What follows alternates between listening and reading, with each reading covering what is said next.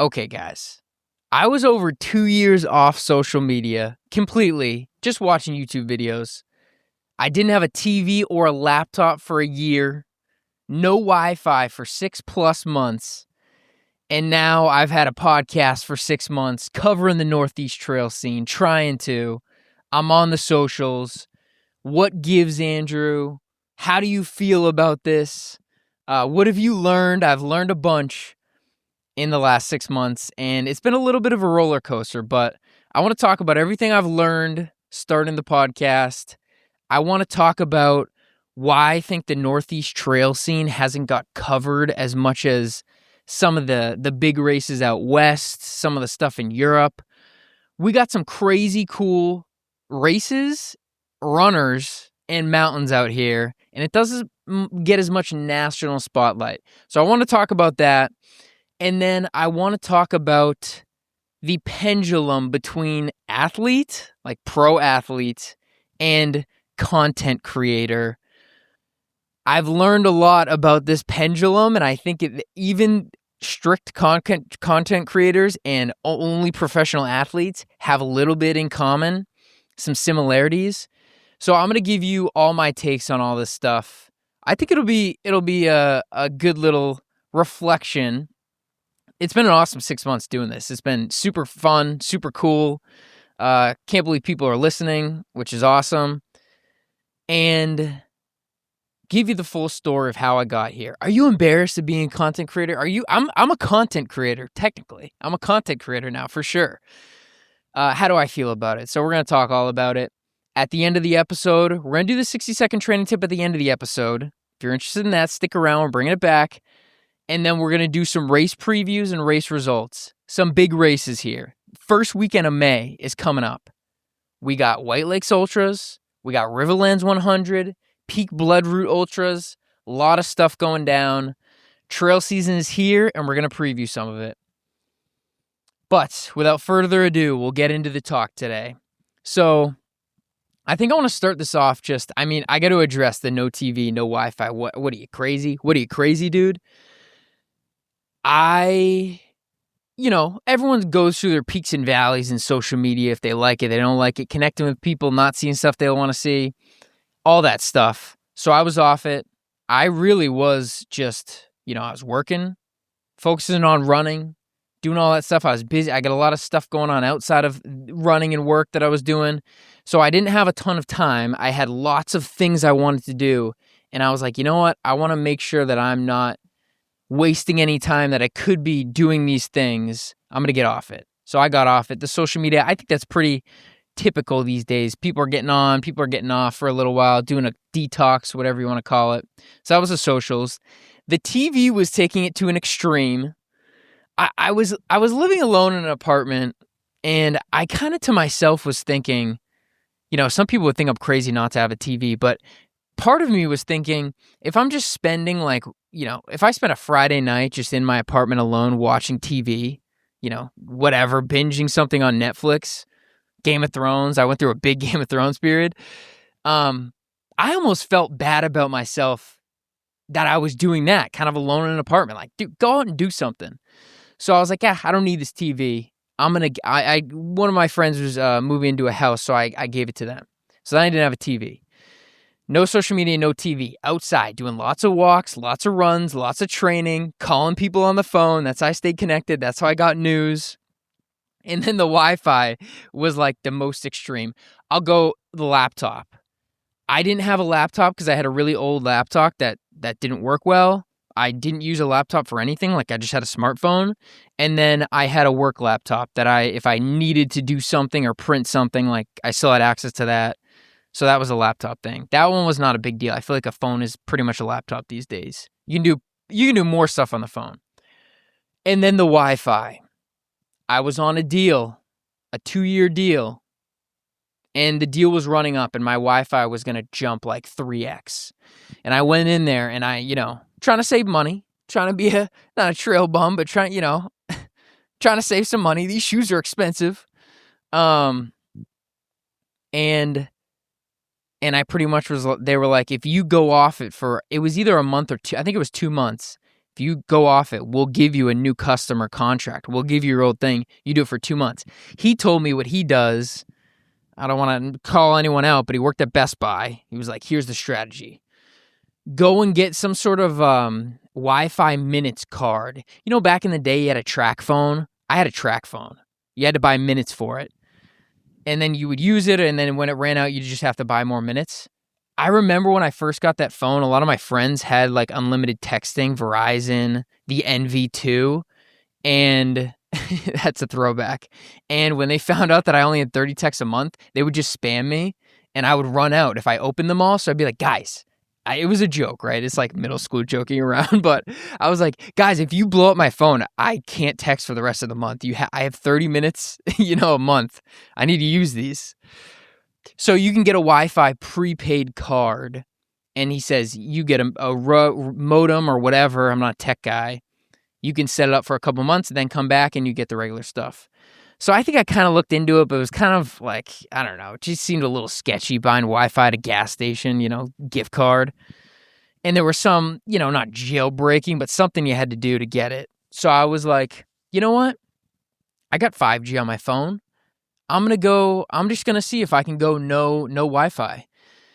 And after 2 months, I was like, I don't think I need it. I don't think I need it. I had 5G. And the thing that I learned is humans are extremely adaptable, right? We can adapt to different environments. This is how we've got all over the globe. I found out real quick where I could get Wi-Fi and where I could get a TV. My apartment complex had this clubhouse where they had this like lounge area that no one ever used that had crappy Wi-Fi, but it was Wi-Fi and a TV to watch I like watching NFL games or like a big game or something that comes on. So I would go for that. And then I go to Planet Fitness all the time. They got a million TVs up there. Big game or something, Planet Fitness, get an hour on the treadmill. Wi-Fi, I got it at work. There's hotspots in little locations if you go to, if you go get a coffee somewhere. So I made do. But then I realized this was not going to work for my life. I think fighting the technology and all this stuff, I had a lot of time to myself actually. And I was thinking like, if I just did this the rest of my life or not even the rest of my life. Yeah, I guess the rest of my life, it would, a long life or a short life, something happened. I kicked the can. What do I have to show for it? Not like show for it, but I see all these cool mountains.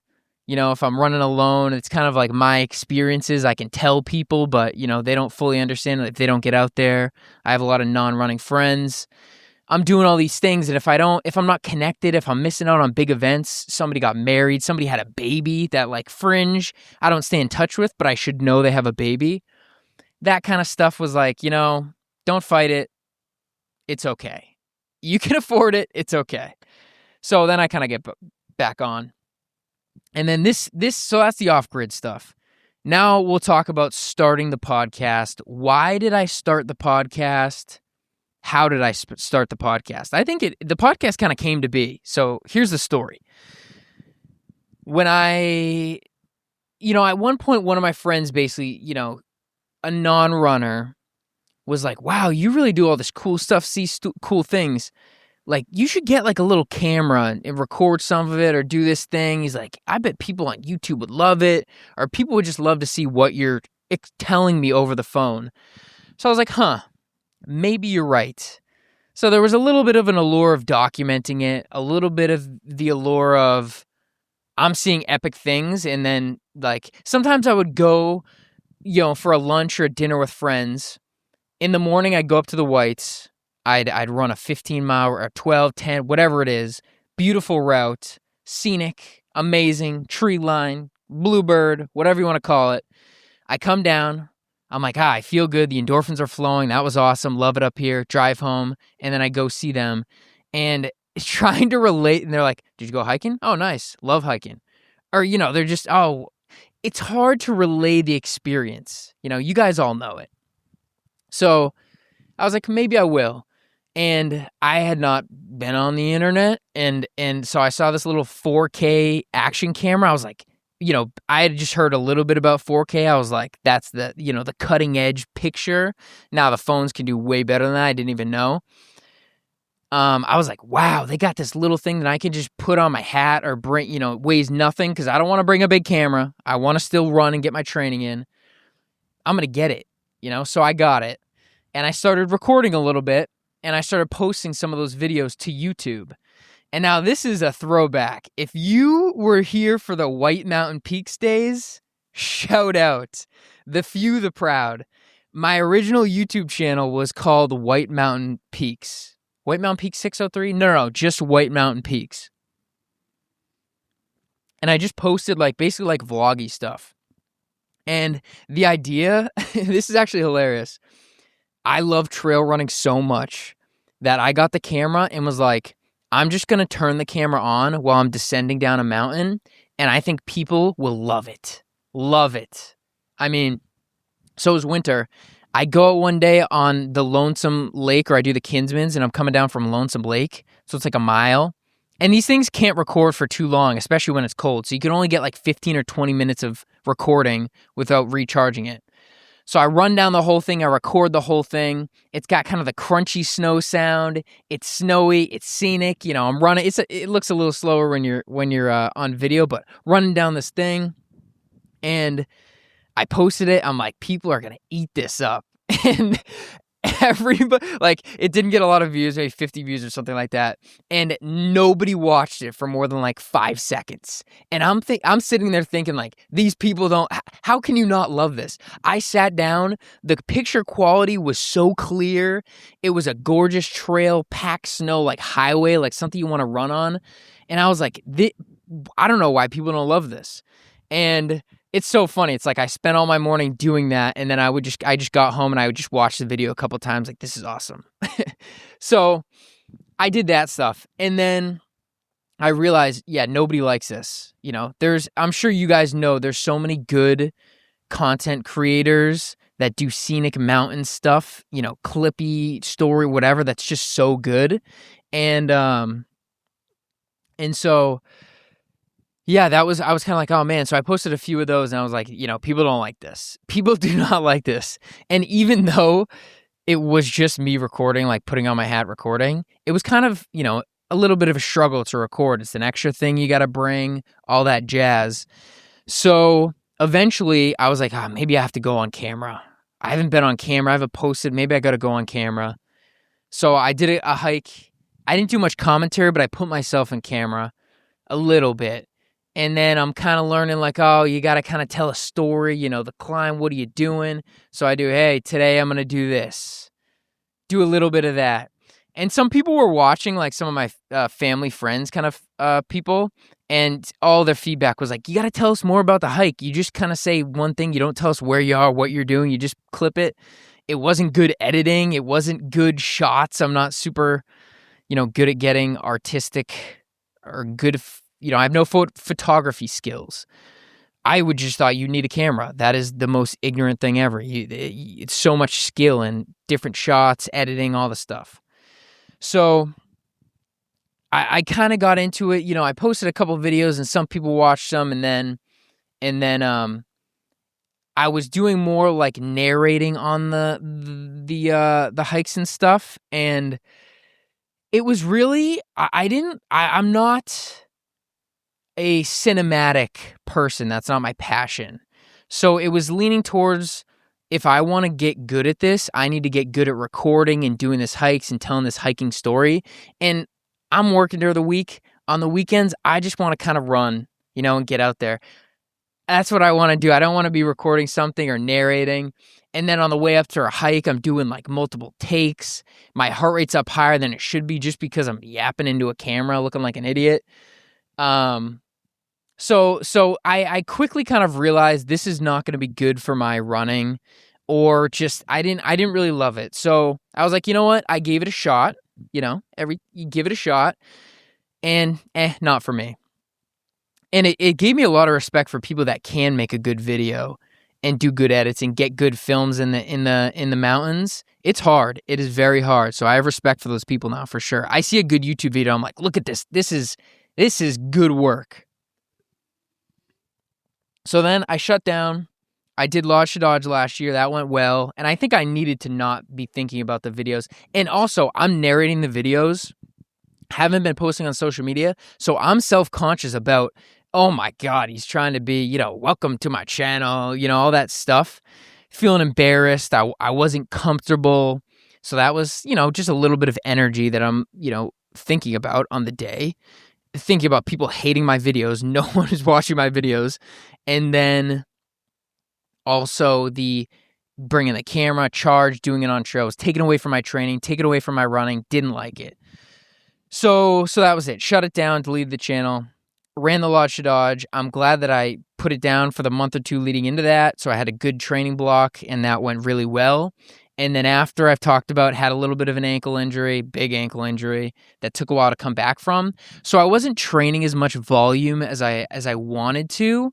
So I think maybe I had a little more time on my hands, and maybe I was growing this thing in me that the Northeast trail scene was not getting good coverage or like big spotlights on people's efforts in the whites.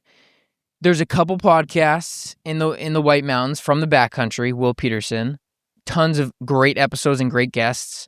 Run the Whites, Drummond will do interviews on big, kind of less routinely, less consistently, but big people will come on. So like those are the two big ones. You kind of have Sounds Like a Search and Rescue podcast, which isn't as much running, racing, more hiking, search and rescue stuff, but that's a great podcast. But there wasn't, single track, free trail, these big, some work all play, these big trail running podcasts wouldn't look or touch the Northeast stuff at all. It seemed like. Once in a while, if Jack Hensel rolls around, of course. If a couple big name, something happens, of course. But really, nothing major. I mean, we've had so many major routes go down, big races, all this stuff. And I think Era Viper Running has done a great job of bringing that to the forefront with the White Mountain Dirt races. But outside of that, it's just lacking a little bit. And I thought there's a ton of huge stuff going on. So this kind of feeling was brewing in me. And I was like, you know what?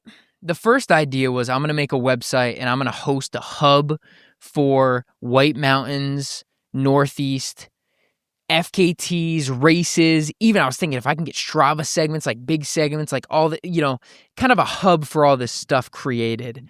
I want to do that. And so I kind of, obviously I have passion about this stuff. So that's what I wanted to do. I start using ChatGPT to code a website. I was coding a website by myself by asking, ChatGPT, which I wasn't even using like a good coding AI. I didn't know what I was doing. And I was kind of building this website a little bit. And so I started like kind of like a blog, I guess you would call it, or a website. And this was the goal of it.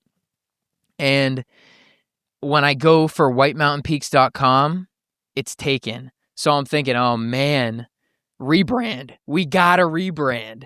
So I'm talking to Bori. I'm saying, Bori, what do we name this thing?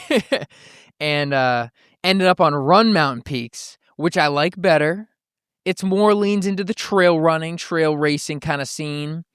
And, the goal is all Northeast, not just White Mountain stuff. We want to cover all the ultras in the Northeast. We just did a big episode with Joe Polisi talking about the Adirondacks, the New England Ultra 8, the Northeast Ultra 8. So it was more than just the white. So I was like, I think this is more fitting. So that's how Run Mountain Peaks was born. And did the blog, learned that I'm not technically savvy. Coding is a horrible nightmare, and coding with an AI is even harder for me, the way that I was doing it. I would ask it to do something, I'd get something up, and then something would be off. I'd ask it to fix that, and then it would mess everything else up, but fix the thing. And I'm like, no, don't change anything else. Just make this red. And it uploads it and it changes everything. You're like, and then you gotta, if you go too much during an AI prompt, you have to just start over. And I just didn't have the skills to code that website. So I still had the camera, and one day I picked up the camera again and I filmed a couple videos. I filmed the Hill Stride video, which is still, one of the most viewed videos on my YouTube. I don't even think it's a good video, or I think it's a good video with good information, but I'm not good at I'm learning more about the camera audio quality stuff, which I'll talk about. And that got some interest. I'm like, you know what? There are people that like this stuff. So I do a couple more runs, and I'm trying to like, oh, maybe I have to get a better thumbnail or a better intro or whatever. And it just is a headache again. It's ruining my runs.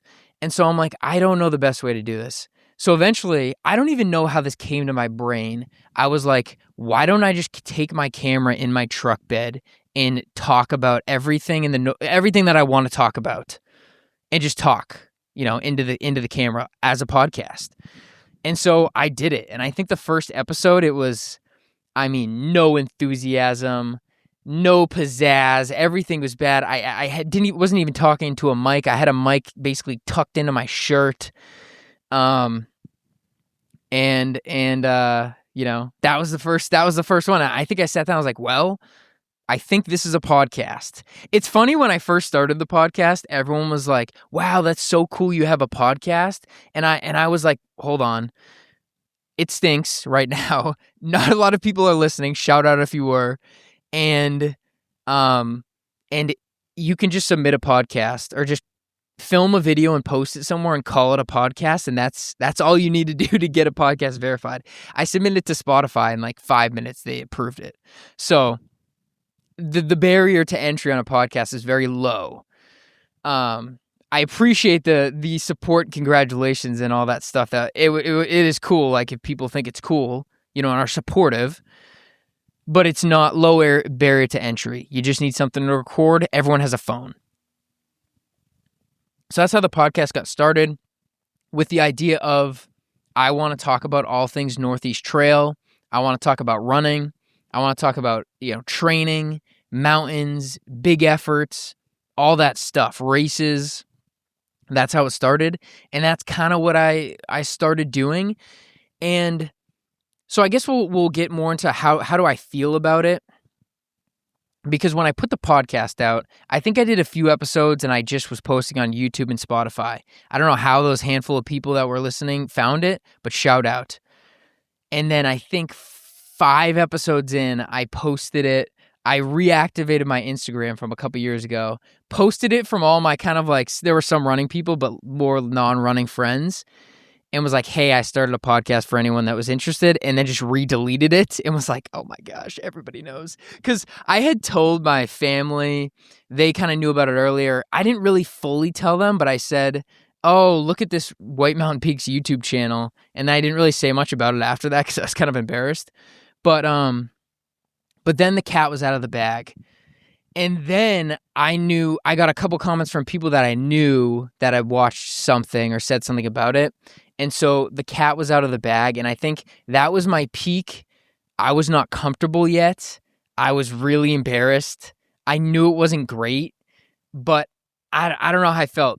But, this is all, I don't know if I'm mentally negative or have negative thoughts initially or whatever, but I thought, oh, wow, people would be like, oh, this guy's he thinks he's a vlogger. Who does he think he is? I don't know what, I didn't think, and I'm sure there were a lot of people that thought that or think that, still do, for sure, people that do. So I was thinking about that a lot, but I got an overwhelming amount of support and encouragement, and this is awesome. Good for you. So cool. Keep doing it. People just liking it and commenting to kind of just support, even if they weren't into running and stuff. And that was all of those comments at the beginning helped me a ton for sure.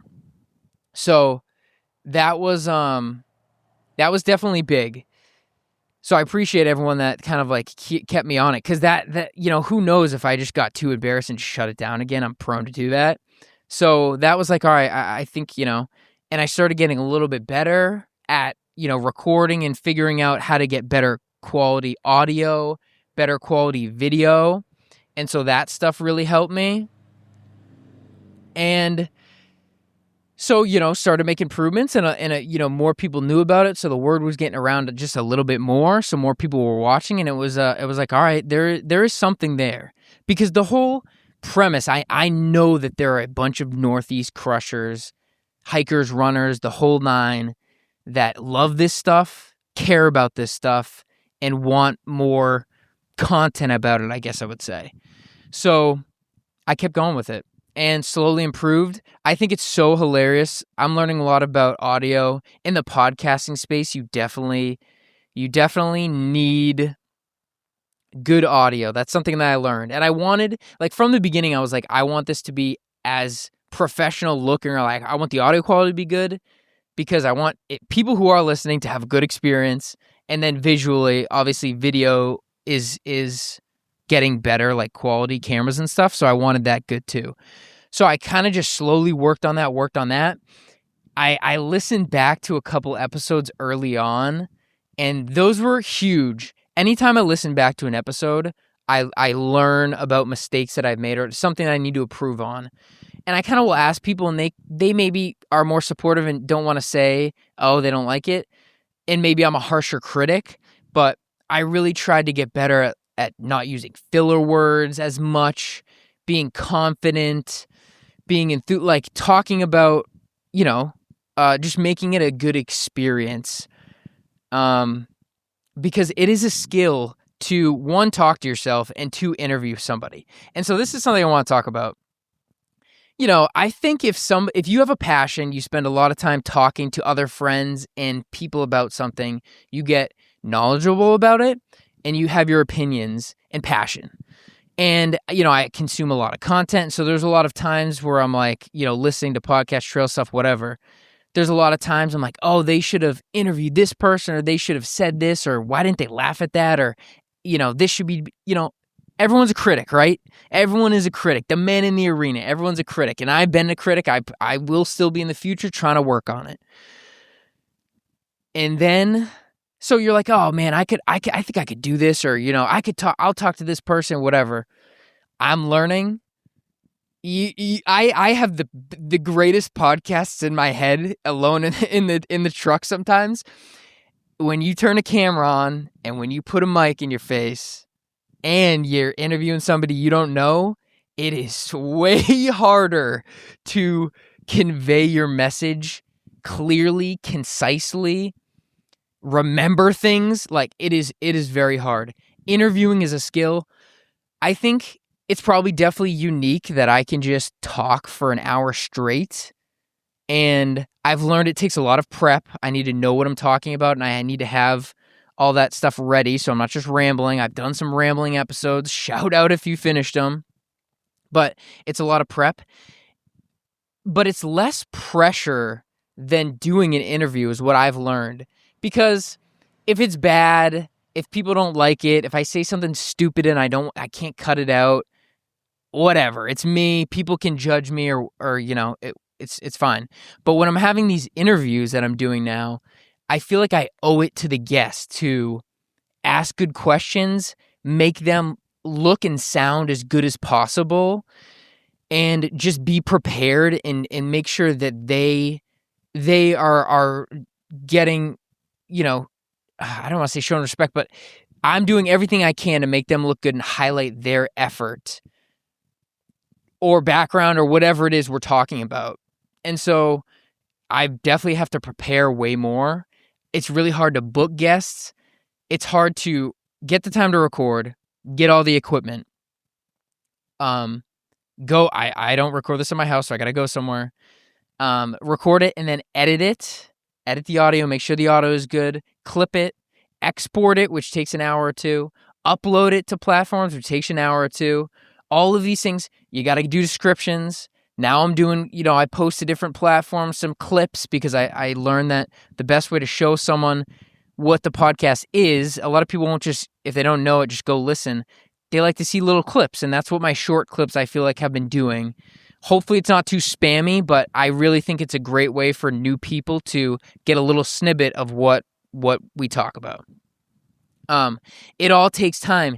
And then booking guests in your schedule. So I'm working and I'm training really hard, trying to still run train, figuring out other people's schedule. I have way more respect and It is hard. This is why there are not a lot of people doing it, because it is hard. Anyone who does a podcast knows this. You put a lot in. You don't, you know, you don't we'll talk about some of that stuff later, like getting monetary benefits back out. We'll talk about that after. But it's a lot of work and effort, and it's hard to do and stay consistent with. So, and when I'm doing an interview, I'm getting better at them, more comfortable, more confident in my equipment. But some of the interviews, if you're like, oh, Andrew didn't ask a good question, or you should have asked this or this, that, I agree with you. I wish, I'm trying to get better, be more prepped. But sometimes I'm sitting there thinking, is my camera on? I hope that I'm recording this audio, because this would be a huge pain in the butt for this. This person is going to hate me for if we, we get to the end of this and I'm like, I don't know how to say this, but I got nothing. So it's stressful. There's lots of things like I'm thinking, I try to be in the conversation. This is something I need to work on.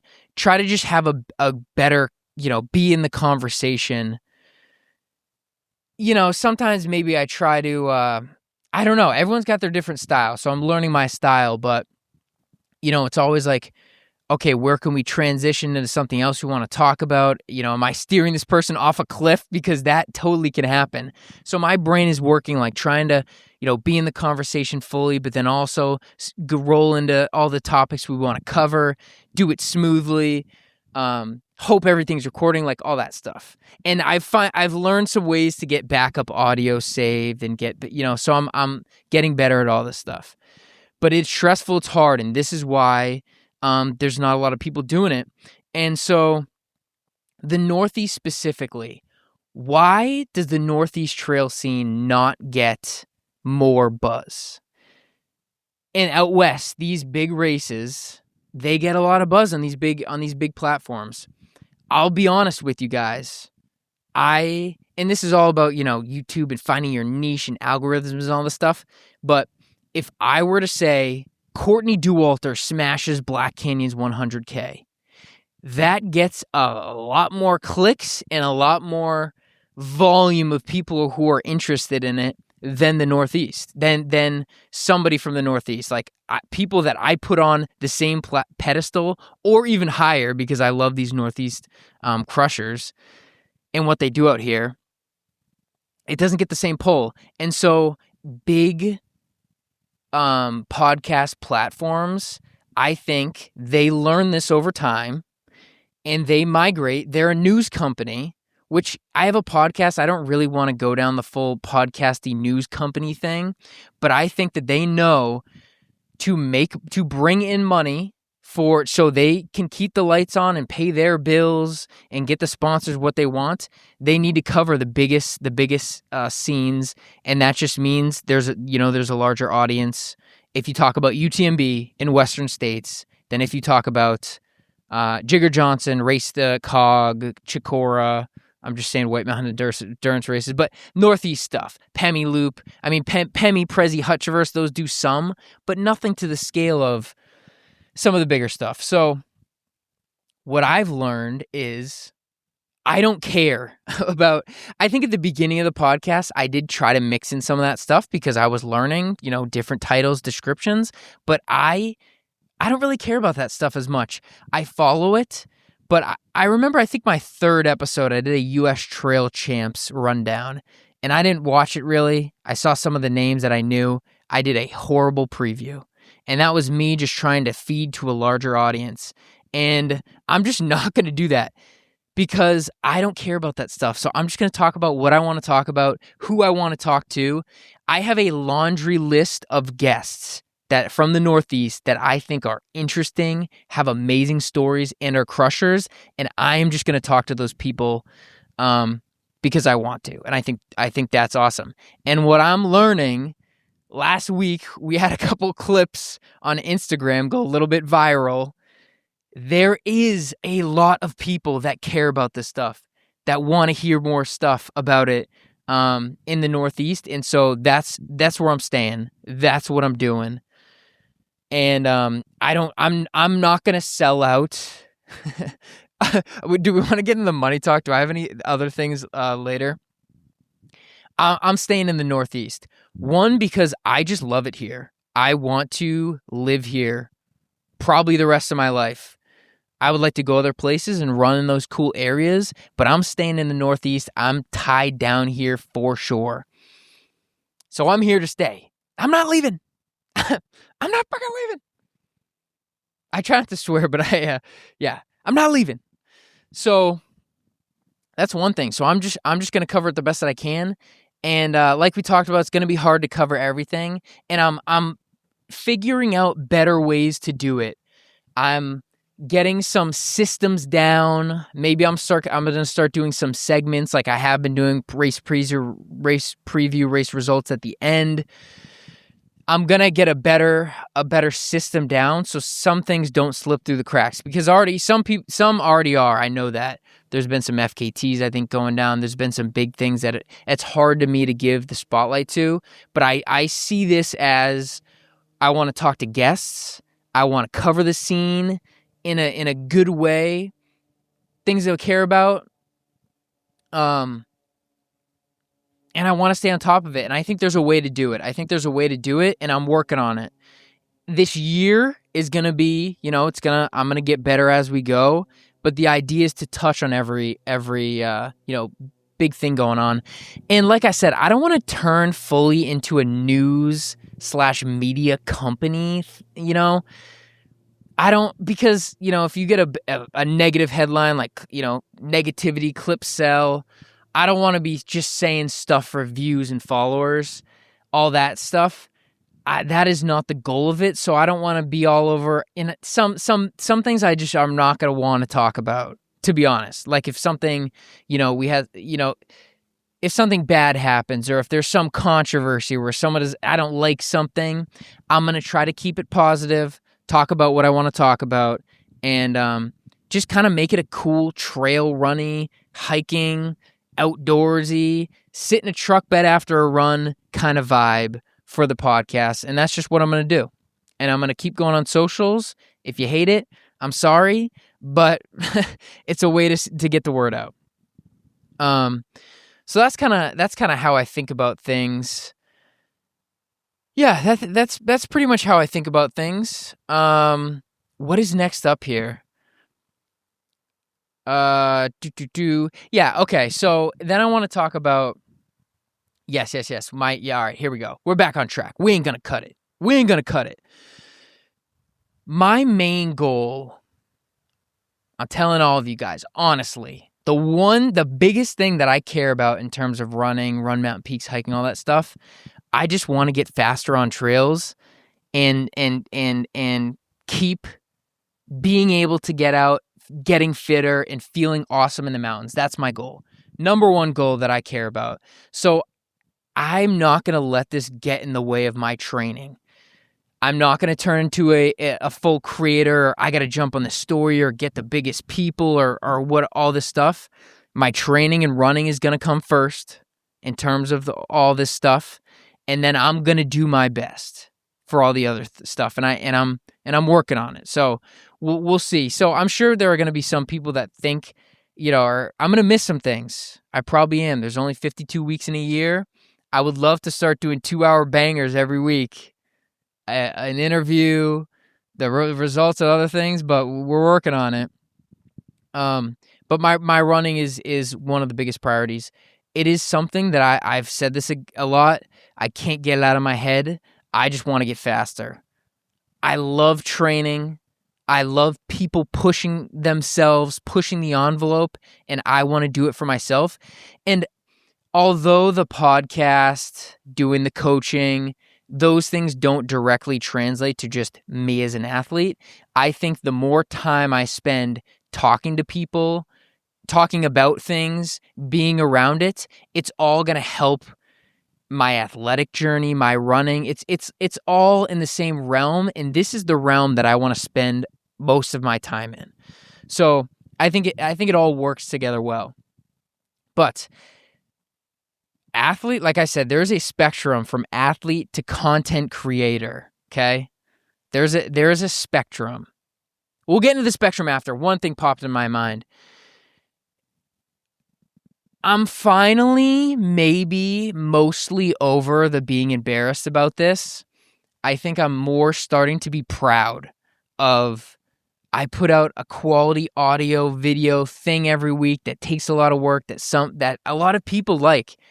Honestly, yeah, no, in my eyes, it is a ton of people are listening to this, which is awesome. Thank you, shout out. I think it's, like I said, people care about this. So I'm feeling more proud, which is really, it took a long time. It's been six months. It probably took 6 months of, oh man, do people think this about me or whatever? I really am feeling proud about this, about what I've put together. And if you have something that you are passionate about, want to talk about, I think, and you're nervous about what people will think about you, I think you got to go for it. You have to go for it. Everyone in the world, like I said, my friends, my family, I know people at my work know now, or it's, everyone knows now. I can't hide from it. Yeah, everyone knows. And I think they say that a lot of things that, you can accomplish are just on the other side of discomfort. Everyone who's done big things says this, and I think that discomfort is it's like growing pains.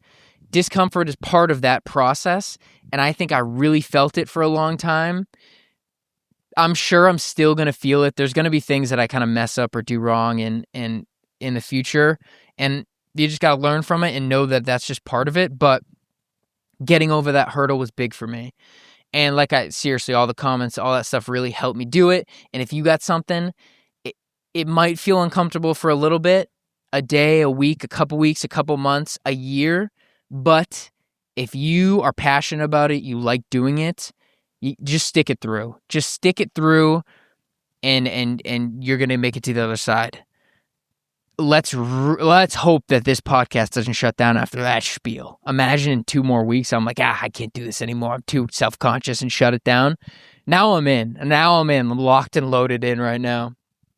And it's easy to say that. It's very easy to say that. And then I'm always like, the first hate comment that I get, it's going to spiral. It's going to be horrible. And this is something I wanted to address. I got my first hate comment, her first hate message. I don't have it right off the top of my head, but it was something along the lines of, keep the Adirondacks out of your mouth. If you want to sell out your mountains, you do it, but keep it out of your influencer page. You're just exploiting natural resources for personal ego. I woke up to this the other day and I was like, oh my God. That was, so let's dissect it. I almost responded, but, you don't want to, there's no sense in getting to an argument. I think there's validity to the point, but I think it's also probably misdirected at me. I think, in this era of social media, people being connected, 2026, any beautiful, awesome place is known, right? Everyone knows Lincoln, North Conway in the summer, tons of tourists. Mount Washington, tons of tourists. All these places, tons of tourists, because people take awesome videos, talk about them, and it can get around in a split second. I fell on my hand this week, so I went to snap there. I really don't have any give. I know if you could see it, you'd be like, wow, this guy's really toughing this podcast out. Okay, I can snap. But yeah, it's just out there. It's 2026. It can get across the globe and anywhere. So gatekeeping cool natural resources, I am not the first person to exploit this, right? There's parks, there's Adirondacks, 46adirondacks.org that are blasting this all over social media. State parks. The state needs tourists because there's community of businesses that need tourism, right? Anywhere, anything in the world, natural resources oriented, there's already draw. And I'm not doing anything differently than the people have done for 100 years. People have been vacationing at Lake Winnipesaukee, going to Mount Washington for hundreds of years, right? So I'm not the first person to, don't hate me. Like this is 2026. I'm not even taking cool video. I'm not even really showing. I'm just vaguely talking about the Adirondacks. Right? So I think that's just misdirected, or it's being kind of mad at everything as a whole, which I empathize. Is it empathize or sympathize? One of them means that you've gone through it, and one of them means that you haven't gone through it, but you can try to see where they're coming from. Maybe I have done both. I understand if you have a really cool spot and there's tons of people there on the weekend, the one day that you have off or something, it kind of stinks. But that just is what it is. Me, my little tiny podcast. I don't want to say little and tiny. You guys are massive and strong. So many people are listening. But I'm not pushing the needle at all, right? I really am not. And so I thought about it. Is it a net good or a net bad to be talking about these things? I think you just have to know that the most popular Franconia Ridge Loop, how many millions, maybe billions of impressions on social media has the Franconia Ridge Loop gotten? A ton, right? So that's why everyone goes there. And on the weekends, tourists are going to go there, and that just is what it is. That is, you can't stop it these days. You just can't stop it. So I'm not adding significantly to it. But, well, no, I'm not adding significantly, but I am adding. I'm for sure adding. That clip gets 100,000 views or whatever on Instagram. Those 8 routes, I am sure that more people are going to go after that this year. But let's just do a little hypothetical. The clip gets 100,000 views. Let's say 2%, which I think it could be generous, follows through on the actions of going out and doing these routes or doing these things, right? 2,000 people. I would guess that 90% of those people were gonna be hiking or trail running somewhere that weekend anyway, okay? So now we're down to 200 people that are gonna get out on a new route they haven't been before. They wouldn't have gone even close to that state park or whatever. Yes, I'm adding 200 people to that thing. Spread out across 8 routes, maybe 2 or 3 trailheads per route. What is that? I'm just trying to be wicked good at math right now. 24, we'll say 20 different trailheads. So I'm adding 10 people. One video adds 10 people per trailhead on a single day. I don't think that's anything to blink an eye at. Like on Saturdays, you just know on these big routes that people are going to be on them. The 4,000 footers, how big is that gotten, right? Okay, Andrew, that is enough saying why you're not the problem. It's a whole problem. We get it. You've done this for 3 minutes. Yes, I see that. But let's say those 200 people that weren't going to go, let's say half of them park at a trailhead you have to pay $5 by 100. Is that $500 to the state park of the Adirondacks to maintain your trails and do trail work and take care of whatever they need to take care of? Maybe you could spin it that way. So more harm than good, who knows? But I can see where he's coming from. If you have a cool spot and something blows up, it happens. I just watched a Noah Kahn documentary with Jocelyn. Noah Kahn was like, I went back to Stratford, Vermont, middle of nowhere, and there were 4 girls from Michigan taking a selfie in front of a downtown area. And so this really small town. So I think that, like, blowing, billions of people listen to Noah Kahn, millions maybe, in a tiny little unknown place where there's one coffee shop, maybe I can see where you shouldn't be promoting. Not that Noah, I think Noah, I saw a clip of him talking about it. He knows that he's like, he feels bad about it, but he's like, what can I do? I don't know. I didn't know this was going to happen to my music, right? So maybe in the future, if I get 1 million views on a video and it's the New Hampshire Spring Trail Running Playbook, I shouldn't give specific trails on not known mountains that's like maybe private landowner owns a little piece of the trail. Like it's not a state park where it's, maybe I don't do that. I don't know. It's something to think about, something to take in. Exploiting natural resources for personal ego. I think this one, there is 100% a piece of my ego in this podcast and in my running where I feel like I can do I can talk about a topic a certain way because I know about it.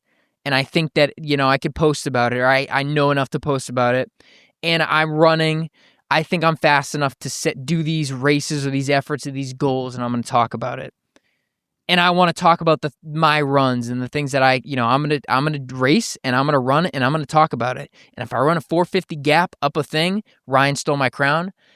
I'm gonna put it in my thumbnail, right? Like that kind of thing. There's for sure ego in that, and I think it's something that I really have to think about and make sure that I'm always coming from a place where my goal is to spend more time in the mountains, do more of this stuff, get fitter, and kind of go in this path of reaching my potential, being a better person, doing good for the community, the Northeast Trail community. I always need to be aligning the podcast and my stuff with those values. And if I do that, if I only spread, positivity, I'm not super negative or, doing anything not good. If I'm nice to everybody, I'm not mean or anything, behind the scenes, whatever, all of these things, then I'm going to be good. And any negative comment, it doesn't matter because I know I'm coming from a place of doing good for good people kind of thing. So, and that's definitely something that I think about because, yeah, that's what I think about. So those are my thoughts there. Now we're going to finally get to the creator versus athlete spectrum that I was talking about, and how I feel about that. What are we going here? I don't have like infinite. Okay, perfect. Okay. So, like I said, athlete on one spectrum, creator on the other spectrum. What is a professional athlete? What is Jason Tatum, Jaylen Brown? Shout out Red Sox or Celtics people. I was just about to do Red Sox. What are these? Okay, this is not Red Sox. LeBron. What are these people? These are the best athletes in the world at their sport. They get paid $1 billion, a ton of money. They're not content creators. I don't know, actually. Does Jaylen Brown have a stream? I think he has a stream. That's all he is. But per se, maybe more old school. A lot of these athletes didn't have social media accounts. They are the best in the world, and they get paid to do that. And they just don't make the media about them. Everyone else makes the media about them because they're so great. The games are on TV. NBC hosts it. They get a bunch of people to see this content. That was like the old content, a basketball game. Media, press reporters, right? They're doing all the quotes. You have to do the internet. They have to do interviews before and after the game. That's kind of like content creation before vlogging or people always having cameras and recording stuff. So if you're an athlete, your value as an athlete is probably pretty close. Actually, I think it is tied to the ability to create content. Now, you may say, nope, they only care about your sport and winners. Yes. If you get Tom Brady to come to the Bucs and he wins you a Super Bowl, you know how much media, merch, shirts, all that stuff that Brady brings by winning you a Super Bowl? So you're paying for the sport, playing the sport, but the ability to pay them is through media and content. So you could call media content. So that's one end of the spectrum. You're so good at something, people take pictures of me. Oh, what's that quote? Lil Wayne. I'm a star. When I'm a star, people come see me. There's like, that, what's that press conference that Lil Wayne did back in the day that he's just like saying these crazy things and reporters are just like, I don't know. Anyway, they're superstars. They don't need to make their own content. Whereas the other end of the spectrum, right? If you are an aspiring runner or an aspiring, I guess you would put me in this ballpark. I'm at the other end. I get $0 from companies to run. but I think that I will have some sort of career in running where I will get some sort of compensation. It's at least going to be a white Run the Whites gift card. Hopefully this year in one or more of the throwdowns.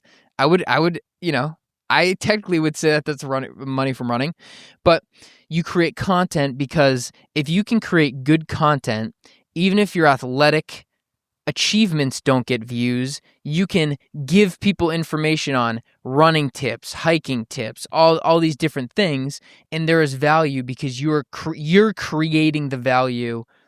You're creating the valuable media, right?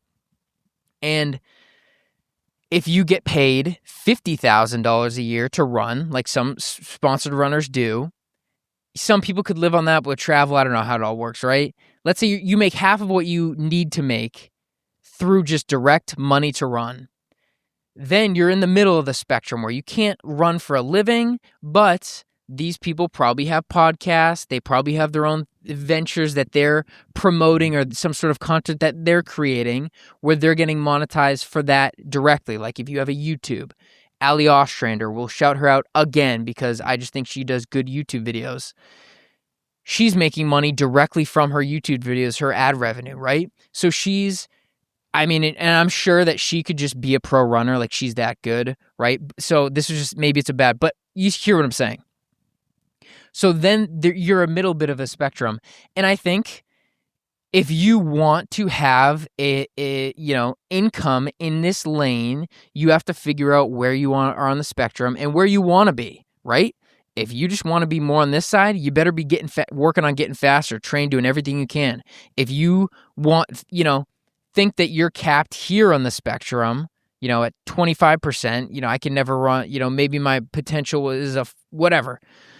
I want to just also create really good content, right? And then I can make it work here. And so it's not one or the other. Are you a vlog? Oh, he's just a content creator. There's a spectrum for all this stuff, and everyone's on it. And I think Killian Korth, I don't know if he wrote a Substack on this, but he was talking to Zach Bitter. Zach Bitter, a really, a strong ultra runner. If you don't know, Killian Korth, I think he swept the 200s last year, Cocodona, Tahoe 200, and one of the other ones. And Zach Bitter's I think he had a world record in the 100-mile. He's just a crusher. Will do 100 miles in 13 hours on a track. Long distance ultra guy. They were talking about when I was getting into it, I didn't like that to be more attractive to ads and brands and sponsors, you needed to do this social media stuff. But over time, I've learned to lean into it. And it's just part of the game. And it is the game whether you do it or you don't do it, right? So somebody's going to use you for content eventually if you get to that sponsored level. So if you are doing it and you're doing what making the content that you want to make and do the things that you want to do, then they kind of lean into it and they're like, it's not a bad thing. I think it helps grow the sport. It helps grow awareness. You can help people out, right? And so I feel like I want to be somewhere on the spectrum from here going forward, and we'll see where that spectrum lands. Who knows? I have no idea, but that's what I kind of think about it. So I don't know. Would I call myself a content creator? I wouldn't put that on my bio. I have mountain athlete and endurance coach in my bio. Maybe you could say also content creator is like, wherever you want to list them, right? But that's just the reality of it, and I think I've leaned into it. I've accepted it, and it's been fun. I'm going to be talking with a lot of crushers this year, trying to hype them up the best that I can, hearing stories, swapping gear, swapping tips, all this stuff. And it's been really fun. It's been really fun. So that really has been my journey. It's been a journey. It's been up and down. We'll see where it goes from here. But I would have never expected this a year ago today. If you would have told me that all this stuff was, I'd have a podcast, I'd be doing all these things, I would not have expected it. But it finally feels like, it feels like I'm in the right spot.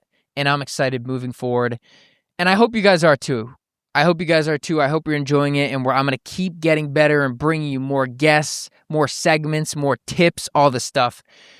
And speaking of tips, the 60-second training tip today. We're going to do this at the end of the episode from now on, just because. For now, we'll see. We'll see how I like it at the end. This is a hilarious 60-second tip. We've done, I think, one joking 60-second tip so far. Actually, not a joke. Don't roll your ankle during a race. That was the tip. This week's tip is, and this is not a joke, actually. You're going to think it's a joke. It's not a joke. This week's tip is on if speed workouts are getting a little bit stale or a little bit you're feeling off, or oh man, it was really, really hard last week. I don't think I can do better this week. Try putting on 2 different colored socks. Try wearing a tank top that you've never worn for a speed workout. Maybe it's like an AC/DC tank top. Try going shirtless. We'll leave it at that. And you're thinking, what are you talking about? I think the mental aspect of digging really deep when you're running hard is so valuable. I think some people are limited by their physical ability, but I think most people are limited. They just don't want to push. When it gets really hard, they think that they're going as hard as they can, but they're not. It's a mental game. It feels really hard. And what I've learned is sometimes if I'm intimidated before a workout or something, I will throw on 2 different color socks or something that, like, you know, kind of that throws my mental into a little bit of a jamboree, gymnastics, where it's like when I wear 2 different color socks, my feet kind of feel a little bit different. So maybe my legs feel a little bit different during a workout. I look down, I see the socks, or I'm wearing something that's a little bit different. It is going to put you in a different mindset that maybe it does nothing, but maybe there is some sugar pill effect that lets you push harder that day. So the real quote is mix up. If you're feeling stale, if something's getting really hard, mix something up, do something crazy, you know, run a workout with a friend, do something that gets out of your normal routine when you're about to do a hard speed workout, and you might be able to push just a tiny bit further because the human brain works in crazy ways. Imagine this. You sign up for my one-on-one coaching. My first week, I ship you a 17-pound, I ship you a weighted vest, a Koros arm roll. I shouldn't say Koros. Now I'll say Koros. I ship you a wrist or an arm or a chest heart rate strap and send you 2 miscolored socks and say, you're getting on the Stairmaster. And I ship you a bag of ice and say, you're getting on the Stairmaster this week. Wear 2 different colored socks. I think people are gonna be shocked and upset. But I'm telling you, you gotta mix it up, and you gotta find ways to push yourself to your limit. I'm half joking, but I am half serious about this. Mix it up and make sure that you are going hard. If you went as hard as you could today at a workout, I promise you had a couple more seconds in you on your reps. Promise. Guarantee. Promise. We cannot hit 100%. We can't do it. If you are not vomiting, I don't want to say dead, vomiting, ER, oxygen levels like at 60% because your body's in, then you could have pushed a little bit harder. And I'm not saying do that every week. I'm not saying do that every race, but I'm saying you have more in you. In any way to squeeze it out, you can figure out a way. Ooh, this is my lucky sock. Ooh, this is my lucky mismatched sock. You could do it. That was a 60-second training tip. I'm glad we didn't start the episode off with that one. I don't know how it's going to go over.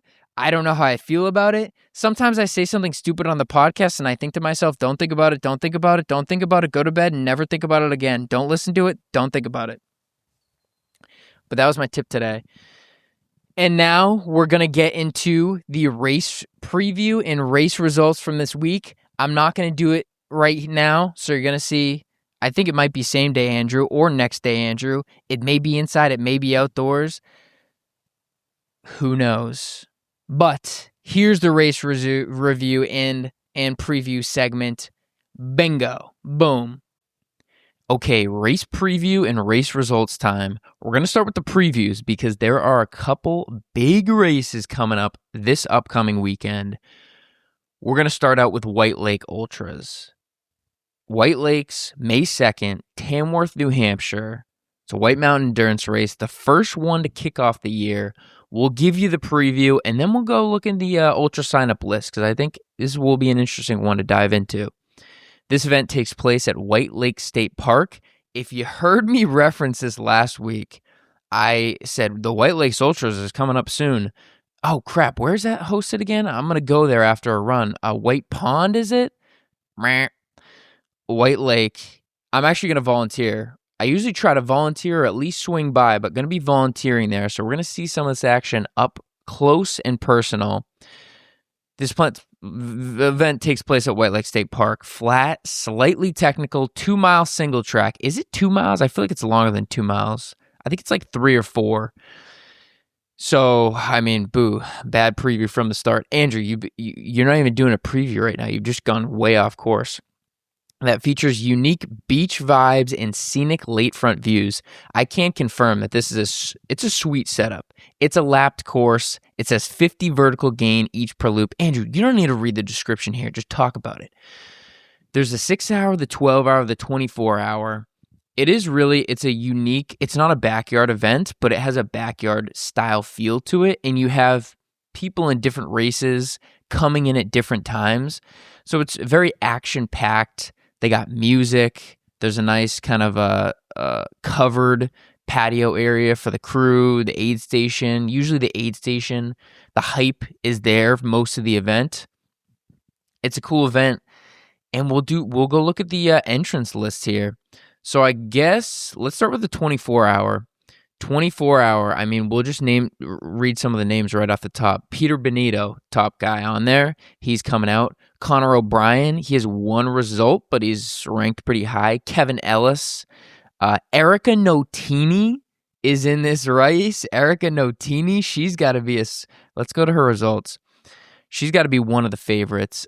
She came in second at the Bubba's last year. She came in first at the Jigger Johnson 100-mile last year, won that event.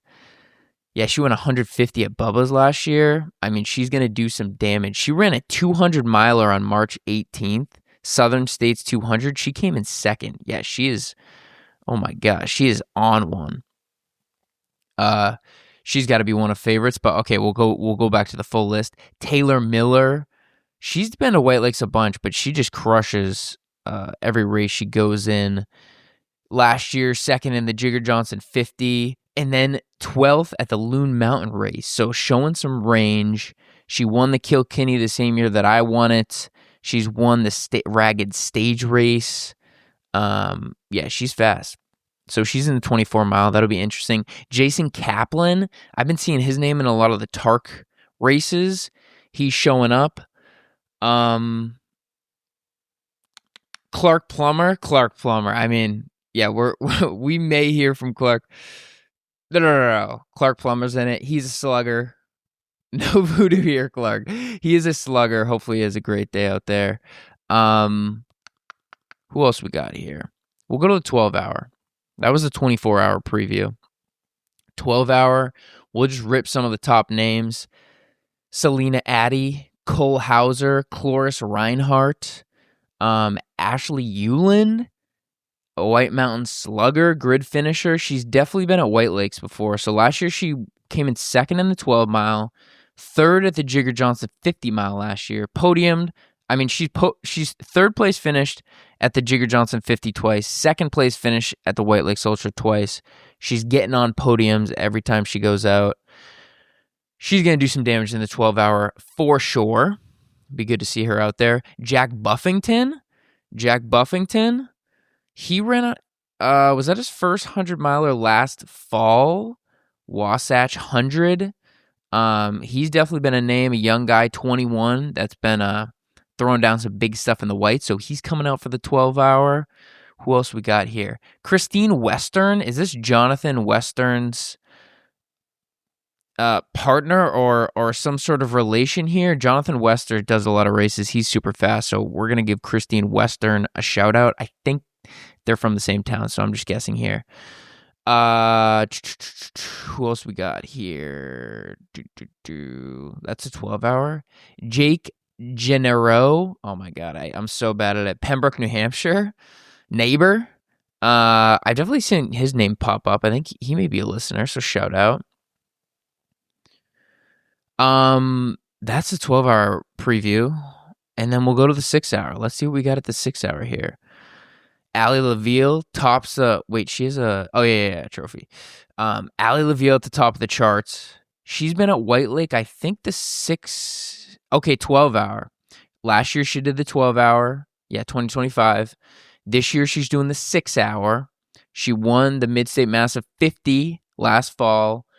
Won the Pisgah Trail Race 50K last fall. Drummer Hill 25K last summer. Bunch of FKTs. We're gonna be hearing from her potentially after this race. Should I be saying that? I mean, sorry, Clark and Allie, but we may be hearing from them after the race. No matter what direction this goes, because they got staples in the Northeast scene. Serena Wilcox, Joanna McKenna, Corey Hempel, Caitlin Kowalski. Oh my God, there are some women sluggers in this race. I think this is going to be an interesting 6-hour race. Can we look at the course records? Is that easily doable? Anyone else in this? I guess we could do a few of the top men. Richard Masta, Daniel Wilson. Okay. And as always, there's actually one people that I want to shout out. Are they in this race? Hold on, guys. Bear with me. This is going to be a good shout out. We're going to call back if anyone. Oh yeah, here we go in the 12-hour. I'm looking at this list in the 12-hour, and I see at the bottom of this list, I see Jennifer Houlihan. Jennifer Houlihan. Okay. Where'd it go? So they're kind of split up here. Lucy Houlihan, Augie Houlihan, Nick Houlihan. And I'm thinking, I know these names now from doing these previews. They were part of the Houlihan Hooligans that did one of the Tark races that I remember. But, Sophie, I missed Sophie. Sophie Houlihan. Sophie, Lucy, Augie. I don't know if I'm pronouncing that right. All under 20. All from Newburyport. This is just a family of mile goers. I think there's always a family that comes out that has some young kids running it. I don't know how young these guys are. Some young kids running it, this race. Oh, we can just go to results. Yep. These guys have been at White Lakes a couple times. At 11. Okay. So Sophie Houlihan is 11. Okay, hold on. We're going to do a deep dive in the Houlihan hooligans. So Sophie Houlihan, yeah, I'm pronouncing that, is 11. She has 13 race finishes. So probably more than you, potentially. She was at White Lakes at 9. She does 17 miles at 9. And then the next year at 10, she does almost 20 miles. And that was last year, and then this year she signed up again. So I guess let's go through and shout out all the young Houlihan. So Lucy Houlihan, 9. She's 9. Her first time, she did Tark Hail the Back 6-hour when she was 7. 6 hours. She did 7 miles when she was 7. She's been to White Lake. Last year was her first time at 8 years old. She runs 18 miles. Okay, she's showing up. And then Augie is 6. Is this? I'm just gonna shut them out. They're out there 6, and he's showing up for his first time. He's done a few of the Tark races, so this is just a crew of mile crushers, and super impressive. This is like when I see. I've talked about this for other young. Oh, Sean Skinner's in this too. Shout out Goffstown, listener. I've said this before, but when in 10-15 years, when these Houlihan crew is in their prime running age and they have more base than all of us combined, they're going to be a problem. So I'm hoping to be out of the ultra scene, competitive ultra scene, by the time that these youngins are in their prime. Okay, so that's what I'm saying here. So anyway, I thought that was those names stuck out. We'll shout them out. Okay, back to the preview. That was a White Lake preview. Pretty good. Okay, moving on. Riverlands 100, Turner, Maine. Laptop's dying. Turner, Maine, May 2nd. A big 100-miler in New England. I think it's maybe one of the oldest. Let's just read what it says here. Consists of 4 25-mile out and backs in a mix of rugged ATV trails and sweet Maine single track. The 100-mile course features 8,000 feet of climbing, notorious for being tougher than the profile suggests due to its constant up and downs and potential for mud. You can do solo or a relay team. So it's a big 100-miler. This is one of the first 100-milers that I wanted to do, but I couldn't get into it for some reason that first year, and then I just never signed up for it. But it's a good one. It's a big one. It's a tough one. I actually got invited to be on a 5-person relay team, but I couldn't make it work. So gonna miss out on that, but we'll do a preview. I mean, right off the top, Mike Conley, he's gonna be a problem. And then Ben Nibla, who I haven't met. I know he's been sniffing around the Uncanunics. I think he's in the little chat we got going, the Run Club. This guy has been putting down some miles and races. So already in 2026, he won the Dark Horse 48-hour solo, puts up 183 miles. Then he goes to the 12-hour Spring on the Trails endurance run in New York, wins it, 62 miles, and then goes to Trap Rock, which we're going to do the results from after this, April 18th. Oh my God, so he's racing 2 weeks out. Oh, no. Yeah. And he comes in second in that race in a pretty competitive race. So 5:22. So hopefully he's recovered from all this stuff. I mean, he's putting up big miles, so he's recovered from it. So he's doing the 100-mile at the Riverlands. He's going to be a problem for sure. Him and Mike, I think, are going to be duking it out. And then he's doing in July, Notchville 72-hour ultra, and then the Jigger Johnson 100 miles. So Ben's been getting after it for sure. All right, let's go back to the page, see what else we got here. See what else we got cooking. Wes Traub, I've seen his name for sure. He won the Drummer Hill 25K. He's podiumed at some of the TARC races, ran UTMB 100-miler. Okay. He's definitely in the mix. What do we got for females? Eliza Broughton from Virginia, coming up for Virginia with 100% age rank. One race. Okay, she won the James River Trails 50-miler in Virginia last year. So confirmed fast. You never know with one result, but we'll see what they do.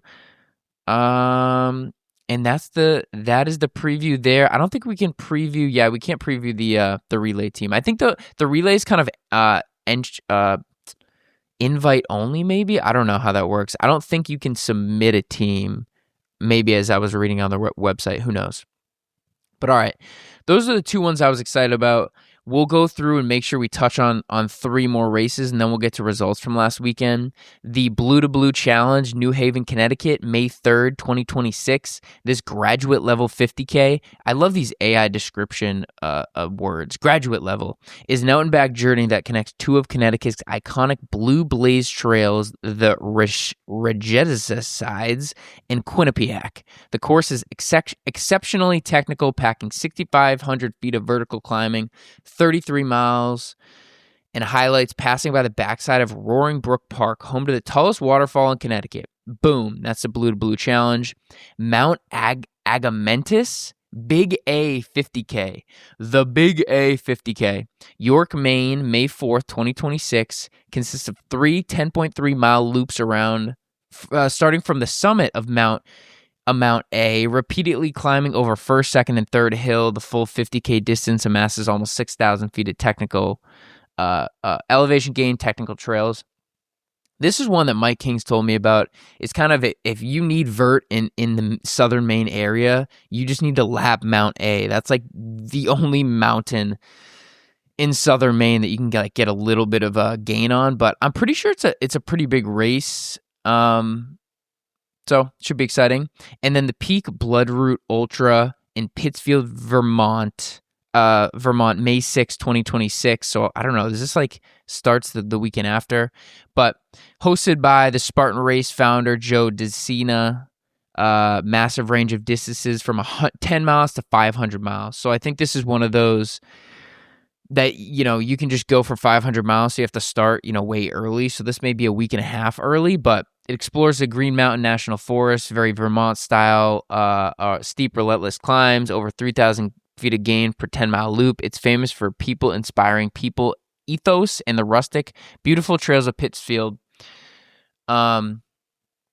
Yeah, I think I'm pretty sure this was the race. Chris Manswearing, he ran this last year and he did the 200 mile, I think. And he was like, bro, I was just out there by myself for 4 days. You would come in, there would be, aid stations, somebody at the aid station once in a while. But last year he said it was so muddy, cold.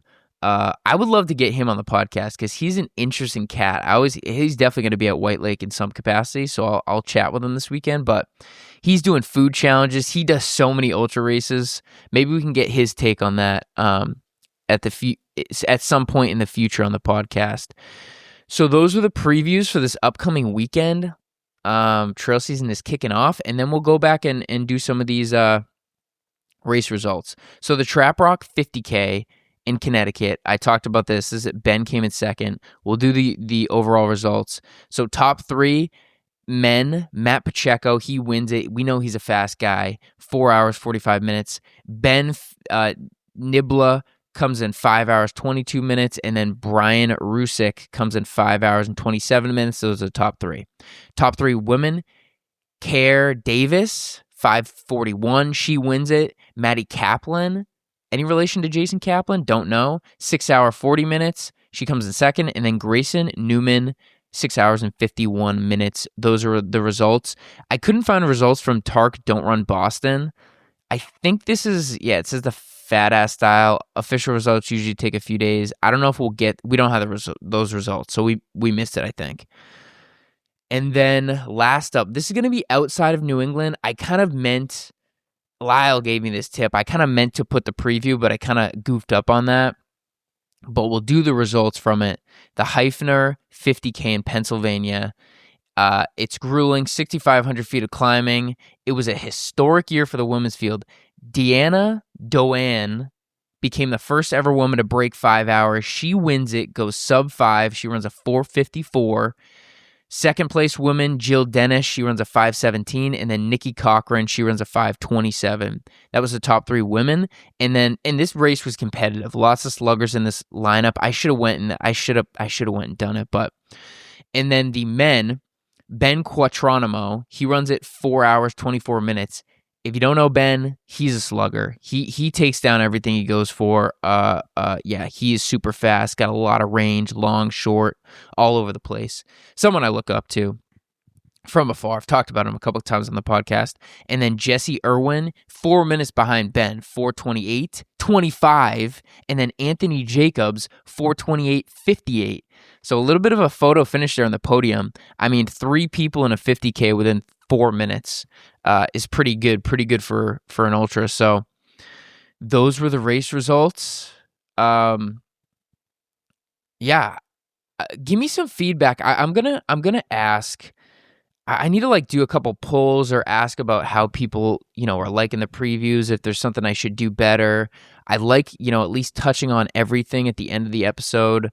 We'll definitely do some of the big races at the beginning of some episodes, some weeks. But yeah, if you have any feedback on the format, I'm trying to make it interesting, not just reading names and races. I gave a little bit of punchy stuff in there, but trying to get this into a decent format that's fun, that can kind of track everything without being too mundane going through every race. But we're doing it, guys. I don't care if it kills me this year. We're going to talk about every ultra race in New England that's at least on my sheet that is somewhat comprehensive for the year and see how it goes. That was the episode this week. Hopefully you guys enjoyed. I appreciate it. Really appreciate it. I I kind of meant to slip this in and talk about the creator stuff, but I'll put it at the end. Maybe it is warranted at the end. I was talking about just it's really hard pulling this together. There's not a ton of the best way that you can support me right now, from the backcountry, Run the Whites, any of these podcasts or smaller places that you listen to or get some sort of trail talk is simply it's not the like and comment, because I just think if you're listening, that's awesome. That's the only thing I care about. If people are listening, if you like it, listen. That's the only thing that I care about. But the one way, if you want to support, if you're like over the moon, I want to support this guy somehow, just subscribing on YouTube. It takes a millisecond to click that button. It's so free. I would tell my friend, like, it is, you would not believe how hard it is for someone to hit that subscribe button on YouTube. That's the best way for me right now to support anybody creating this stuff. Go subscribe. And then if you're kind of in the ballpark of like, no, I even want to do more, like, you know, is there any way I could do more than just subscribe to your YouTube? I'm already subscribed. What can I do? If you really want to go above and beyond, tell 3 of your friends, hey, do you have a YouTube account? I Run Mountain Peaks, subscribe, or From the Backcountry, Run the Whites, whoever you're listening to, search Sounds Like a Search and Rescue, go to their YouTube, subscribe, and then mute. I don't even care if you know what I mean? I think everyone is on a journey to 1,000 subscribers on YouTube. That's when you get monetized on YouTube. So if you're over the moon, I want to help this guy in any way, tell 3 of your friends, sub, and then mute on YouTube. That would be huge. But just listening is really the biggest thing. So appreciate all you guys. That was episode this week. We'll see you next week. Peace.